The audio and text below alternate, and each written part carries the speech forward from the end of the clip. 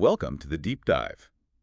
If you work anywhere near technology, software engineering, or, cloud infrastructure, you probably have this shared collective trauma regarding one very specific task. Oh, absolutely. I think I know exactly what you're talking about. Right. Our core mission today is to help you banish that trauma once and for all. We are talking about outdated, messy, confusing cloud architecture diagrams. The absolute bane of any engineer's existence, honestly. It really is. The goal here is to figure out how to stop manually agonizing over them and instead turn them into living, breathing engineering artifacts. Because architecture diagrams, they're supposed to be the ultimate communication tool for engineering teams, yet they almost universally become this huge bottleneck. Yeah. They just take way too long to make, and they're usually out of date the exact moment you hit save. Which really makes you wonder why we haven't solved this yet. Yeah. But according to a really fascinating blog post we're looking at today, this is from March 5th, 2026 by Thomas Thornton. The post is titled Azure Diagram Agent Skill with Drawio MCP. And there is actually a very practical way out of this mess. There really is, and Thornton breaks it down beautifully. Okay, let's unpack this. Thornton sets up what I like to call the dreaded Goldilocks problem of diagramming, which, if you're listening, you have likely experienced firsthand. Oh, for sure. We all have. Right. So on one hand, manual drawing gives you absolute precision. You place every box, every single line, every little cloud icon exactly where you want it. But the problem is, it takes hours. Hours, sometimes days, to get it looking remotely professional. Yeah, exactly. And then on the other hand, you have auto-generation tools. And sure, they are lightning fast. But they usually just vomit out this cluttered, unreadable mess of intersecting lines that you end up having to untangle anyway. Right. So neither option is, just right. Exactly. You're either sacrificing your valuable engineering time or you're entirely sacrificing clarity. And when you sacrifice clarity in a visual representation of a system, well, you basically lose the entire purpose of having the diagram in the first place. I was actually thinking about the auto-generation side of this. It's kind of like a very eager, well-meaning friend who offers to organize your bedroom closet. Okay. I like where this is going. Right? They go in, and in like 10 minutes, everything is put into boxes incredibly fast. But when you actually look inside... Exactly. Your winter coats are shoved in with your gym shoes. They put things in boxes fast, but they have zero understanding of how you actually use the space. That captures the dynamic perfectly. If we look at the specific failures Thornton points out in his posts, we can really see why that generic AI approach falls apart, especially in complex cloud environments like Azure. Because the generic tools don't have the context. Precisely. Generic generation workflows, they treat all diagrams as if they're just simple mathematical graphs. The AI just sees nodes and edges. Just point A and point B. Right. It wants to connect point A to point B in the most mathematically efficient way possible. But real architecture diagrams have strict, domain-specific expectations. And Thornton lists several exact failures that happen when an AI doesn't understand that specific domain it's trying to diagram. Yeah, the naming issue is a big one. Right, the inconsistent Azure icon naming. An AI might pull 3 completely different versions of a database icon across the exact same diagram. Just because it doesn't know the official naming convention for that specific service. Exactly. Which leads directly to his next point about rendering failures. Because those generic paths often use outdated or honestly completely hallucinated icon names, the icons just fail to render cleanly in certain viewers. No, that is the worst. You end up presenting to stakeholders, and right in the middle of your core infrastructure, there's just a broken image link. A giant red X right where your database should be. Yeah, not a great look. And then there's the layout issue. The default layouts from generic AI are just incredibly dense. Very dense. They pack everything together so tightly, trying to save digital space, that engineers are forced into these endless trial and error loops, just dragging shapes apart to make the text legible. And the underlying why behind these failures is so crucial to understand. Cloud engineers are not just drawing pretty shapes on a canvas. They are conveying critical, nuanced information. Right, they're drawing service boundaries. Service boundaries, illustrating complex security controls, mapping out platform patterns. A generic graph generator doesn't know the difference between a minor internal background process and a major security boundary separating the public internet from a private network. It just sees 2 boxes and connects them with a line. Exactly. Well, here's where it gets really interesting, because Thornton didn't just write a post diagnosing this problem. He actually built a mechanism to fix it. He did. He introduces the real hero of our source material today, which is Drawio MCP, paired with GitHub Copilot and his own custom creation, the Azure Diagram Agent Skill. And to appreciate what he built, we really should define what MCP actually is, because it represents a massive paradigm shift in how we work. Yeah, break that down for us. So MCP stands for Model Context Protocol. It's essentially an open standard that allows AI assistants like GitHub Copilot to securely interact with external tools and data sources. So in this case, MCP is the bridge that allows the AI to talk directly to Draw.io. Exactly. Instead of a human opening a graphical user interface and manually dragging a box onto a screen, the AI uses the Model Context Protocol to generate structured inputs. Like XML data or graph models. Right. Inputs that Draw.io can natively read and render into a diagram automatically. And generating sketches from those structured inputs provides massive immediate benefits. I mean, the speed alone is unparalleled. Because the AI is writing structured code representing the diagram rather than manipulating pixels on a screen. So you get usable drafts in literally seconds. Seconds, yeah. And then you have consistency. Because the AI is using a defined protocol and structured data, the exact same layout logic applies every single time you prompt it. It totally removes the arbitrary variations you get when, say, 3 different engineers draw the same system by hand. Taking that a step further, the repeatability aspect is what makes this truly viable for enterprise teams. If your architecture changes slightly... So you add a new caching layer or something. Exactly. You just regenerate the diagram from the updated source inputs. You don't have to manually nudge 50 different boxes to make room for the new one. Right. And because it's all based on structured text inputs, it is entirely automation ready. Which brings us to the piece Thornton actually developed, the Azure Diagram Agent Skill. This is what we call a portable skill. Meaning you just drop it right into your existing AI-assisted workflows. Right. And what it does is layer Azure-specific logic directly on top of that Draw.io MCP connection. So now, instead of that well-meaning friend randomly bossing up your closet, you actually have a professional cloud architect who knows exactly how Azure patterns are supposed to look, guiding the AI's hand. Exactly. And the human element of visual design is so often overlooked in these automated tools.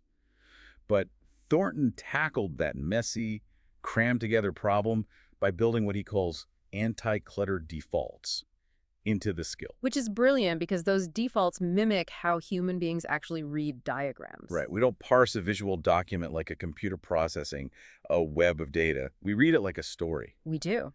And he lists 5 specific defaults in the source that completely change how the AI structures the output.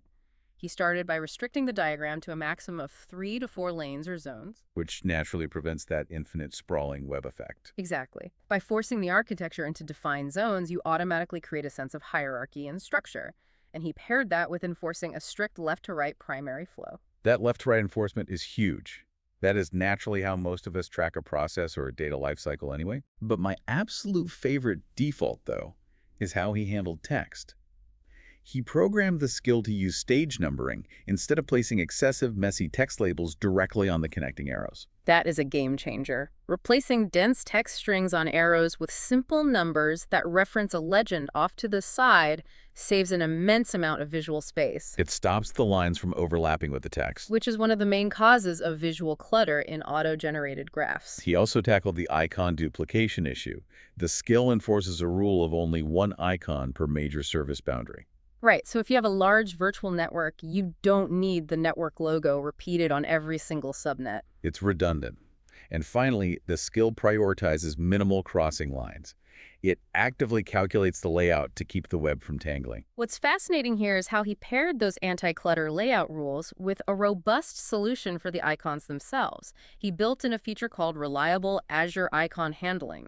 So the skill doesn't just guess which image to use anymore. Exactly. It actually checks icon availability against a known database before it even generates the diagram CAD. Wow. So if an icon is missing or inconsistently named by the AI's underlying model, the skill steps in and substitutes known fallback mappings. Yes. Plus, it's programmed to fully support the curated Azure 2 icon set, which is the current standard for Microsoft Cloud diagrams. And this scoped validation prevents the system from rendering those broken images we talked about earlier. It checks the work before rendering it. And importantly, the skill only applies this heavy Azure-specific validation when you are actually working on an Azure diagram, which keeps the broader tool flexible for other tasks. But the real-world impact of this specific feature is significant. You get a diagram out of the box that you can immediately drop into a team chat or a presentation. You don't have to start the meeting by saying, hey everyone, please ignore the tangled mess of lines and the broken image boxes. Just focus on the core concept. Huh? We have all given that exact apology. We have. And giving that apology honestly erodes trust in the architecture itself. When the visual representation looks fragile or hastily thrown together, stakeholders subconsciously assume the system design itself might be fragile. That is such a good point. Now, Thornton provides a really fantastic, specific, real-world example in his post to show how this handles complex scenarios. Yes, the UK South scenario. Right. He was working on designing an Azure API management setup, and specifically, this was deployed entirely within the internal virtual network, or VNet, of the UK South region. Deploying API management internally within a VNet is a very standard yet highly complex enterprise scenario. You require a strict separation between public entry points and internal services. Exactly. So think about what it takes to map that out clearly. The architecture flow he lists in the source has a massive number of moving parts. The flow starts with ingress traffic coming via Azure Front Door, Right. which is paired with a Web Application Firewall, or WAF, to filter out malicious requests. And that is your first distinct boundary right there. It represents the public edge of the network. From there, that north-south traffic rides through an application gateway. Okay. Then, the internal traffic finally hits the API Management Premium tier. And behind that API gateway, you have all the actual backend services doing the computing. Things like app services, Azure Functions, and Azure Kubernetes Service, or AKS. Exactly. If we stop there for a moment, an AI has to understand that front door to application gateway to API management is a sequential traffic flow. But the architecture doesn't stop with just traffic routing, does it? It doesn't. You then have an entire security layer that isn't about traffic flow at all. It's handled via managed identity for access control, key vault for storing secrets, and private DNS for internal name resolution. Right. And finally, observability is layered over the entire environment using Azure Monitor, Log Analytics, and Microsoft Sentinel to track security events and performance. A generic AI generator simply does not know the difference between a physical traffic route, like data moving from a gateway to a Kubernetes cluster, and a logical access boundary, like a function securely requesting a password from a key vault. It just connects boxes. Exactly. Mapping out both the physical flow and the logical security assignments manually would take a significant amount of time just to ensure the lines don't turn into an unreadable knot. Well, Thornton openly admits the diagram the AI generated from his prompt wasn't flawless right out of the gate. Sure. But the crucial takeaway for anyone listening who has spent hours dragging boxes around is that refining that generated diagram took him minutes instead of forcing him to rebuild the entire thing from scratch. That leads to an essential insight Thornton shares about working with AI in this specific context. He strongly advises treating AI generation not as a single one-and-done command, but as a conversation. Treating it as an iterative process. Precisely. You prompt the agent for your architectural intent. You tell it you need a UK South VNet with an application gateway feeding into API management. The agent provides a draft based on those anti-clutter defaults and reliable icons. Then you validate it. You notice it placed the key vault in the wrong subnet, so you refine the prompt, ask it to adjust, and it regenerates the structured XML instantly. And when you work visually like this, as a conversation, visual thinking exposes architectural assumptions and gaps much earlier in the process than if you were just writing out text descriptions in a design document. You literally see the missing connection. Exactly. So what does this all mean for you listening right now? How do you actually take this custom skill, this model context protocol integration, and apply it to your own engineering workflows today? If we connect this to the bigger picture, the massive potential here lies in CI/CD automation, continuous integration, and continuous deployment. Taking diagram creation out of the manual realm entirely and making it a byproduct of the code you are already writing. Yes, Thornton mentions specific infrastructure as code tools in his post, namely Terraform and Bicep. Infrastructure as code, or IAC, allows engineers to define their cloud environments using declarative configuration files. If your team uses tools like Terraform or Bicep, your infrastructure is already defined as structured data. And because the Draw.io MCP agent natively understands structured data, it can read those Terraform files directly. Exactly the point. With this workflow, your CI/CD pipelines can be configured to automatically trigger the diagram agent every single time a developer commits a change to the infrastructure code. Oh, that is powerful. It is. The pipeline parses the new Terraform file, feeds it to the AI with the Azure Diagram Skill applied, and outputs a perfectly formatted diagram. So the documentation actually matches the reality of the deployment without anyone having to remember to manually update a drawing. It solves the problem of architectural drift. The diagrams stay perfectly synced with reality because they're generated from the very code that deploys reality. Thornton breaks down how he uses this approach across 3 key lifecycle stages, which gives you a great roadmap for implementing this in your own team. Let's hear them. Stage 1 is the design phase. This is before any code is written.